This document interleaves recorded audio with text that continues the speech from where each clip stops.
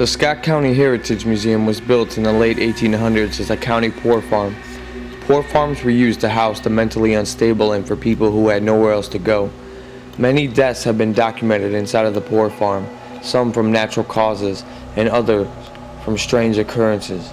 Records show that a young girl burned to death in one of the rooms and another died mysteriously on the back of the property. Another story tells of an African American being hung by Klan members in the attic. All of this dark history supports the reports of this location being paranormally active.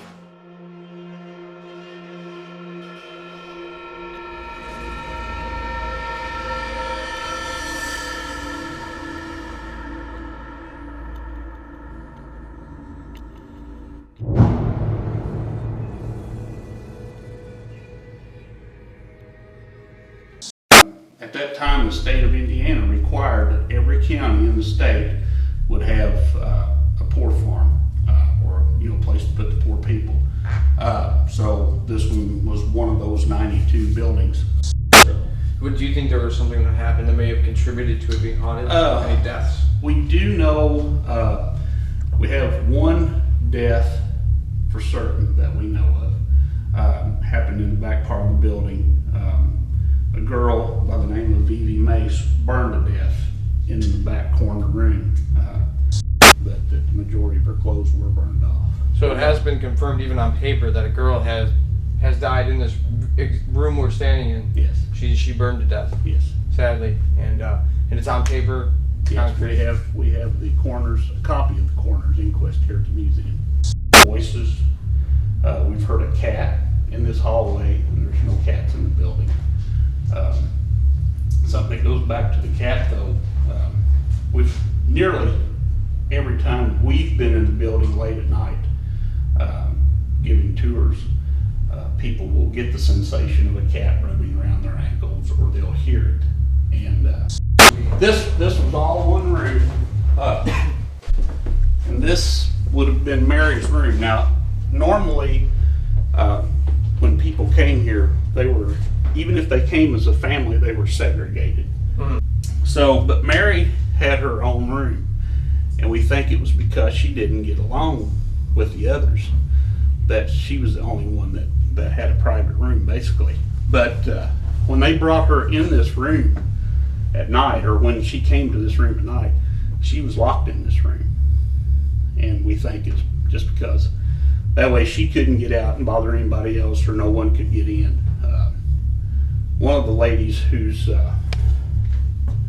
parents were superintendents here back during the 40s was told that if the building catches on fire, the first thing to do is make sure that someone is called the fire department, and the second thing to do was come to Mary's room and then lock it so Mary could get out. Supposedly at one time a black man, had wandered off the train tracks and came to the building.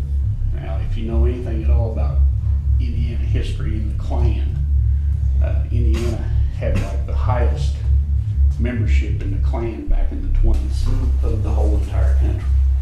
And supposedly when this man wandered into the building, some of the men here grabbed him and took him to the attic and hung him from a rafter. We were up here doing a tour, and there was a girl, a different girl, standing in front of it. And I was standing over there looking right at her. And it was just like somebody grabbed this door and as hard as they could threw it into that girl's back. So it's two times this door. Two times this door's moved. And she screamed and ran out. And I was looking right straight at her. Nobody was near it. She screamed and ran out, and she refuses to this day to walk through this door.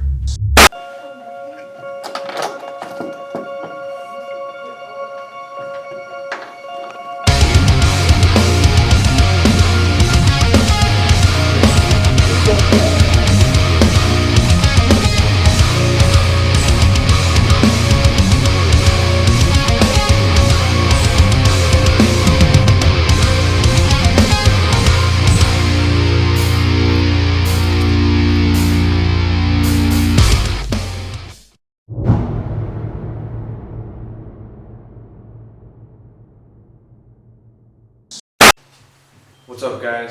We're here at the Scott County Heritage Museum. The sun has fallen. It's approximately 12 o'clock a.m. and we're going to begin our investigation upstairs. I was already walking around and I felt a connection, a strong connection with Mary.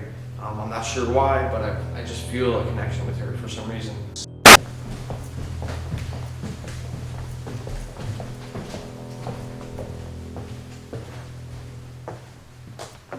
What I'm doing right now is setting up an EM pump, which is going to distribute electromagnetic energy into the atmosphere, which will give the spirits energy.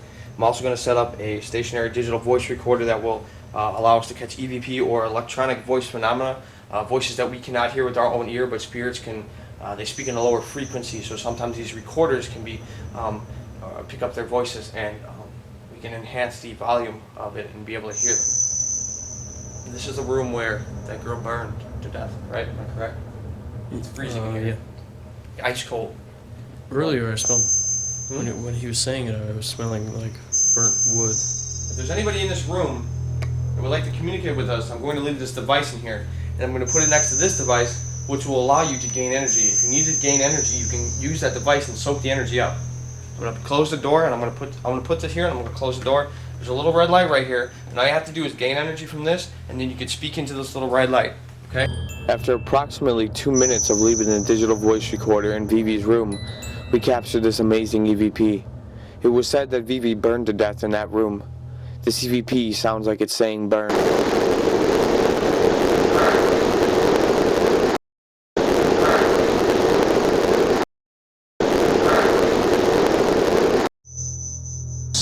Anthony and John decided to investigate the attic alone. They had heard a grunt earlier and decided to return. They began with a simple EVP session. Anthony asked the spirit to let them know of its presence by making a noise. It responded very quickly. Is anyone here? Make a noise. Tap on something.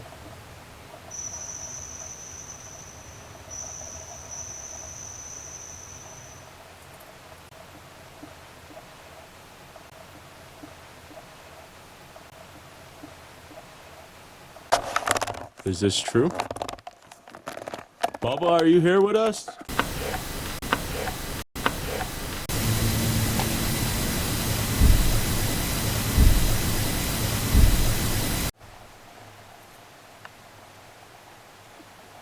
Did you hear that? No. You didn't hear the pounding noise? No. Was that you pounding? Mary, can you tell me how you're feeling right now? Pick one word and tell me how you're feeling.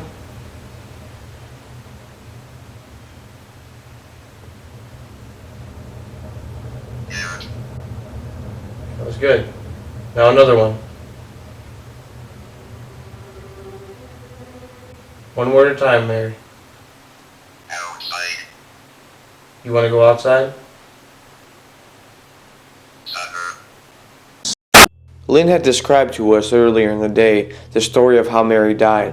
She snuck out one night in the cold weather, attempting to feed her cats. Could these words on the PX be Mary trying to tell us how she passed away? After the PX session, I began to take long exposure photographs outside of Mary's bedroom when I came encounter firsthand of one of the ghost cats that Lynn was speaking of earlier.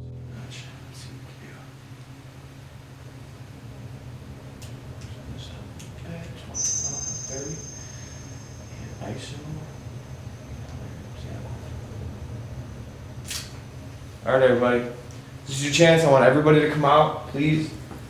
Just come say hi to me. I want you to say hi, okay? Everybody. Please come stand. I'm taking your picture right now, come wave at me. Dude, cat. Did you feel something brush against your foot? Dude, I saw it. I didn't feel anything brush against my foot, but I saw it like go straight up like a moving of a cat. Oh crap, I missed it. No, because I was standing right here. Oh god, right here outside this doorway earlier. And you started talking about a cat, and I could have sworn something brushed up against my foot, but I just brushed it off as nothing. That was for sure. Like I saw it with my eyes. It went just like a cat. You know how they kind of move around the corners? What the fuck, dude? Alright, I just gotta calm down. Yeah, there's a lot of shit going on at that end of the hall. Yeah. I just saw it went like a little cat, like how they go around the corners, like they slither around the corners one. And then it went right through here, and then it kind of sped up, like it was, you know how they're kind of like this, and then they start going a little faster. Kind of looked retarded when I did it. It did that, and it just kept going right past you. Mary, I'm gonna put this in here. I really want you to talk to us, okay? I'll set it right here on the table. So basically, Mary, what I want you to do is talk into these two devices right here. I'm sorry, talk into the EVP voice recorder. And I'd like you to say something to us, okay? Before we can even leave Mary's room, we captured this Class A EVP on Michelle's voice recorder. We believe it to be a woman's voice saying, "Go play."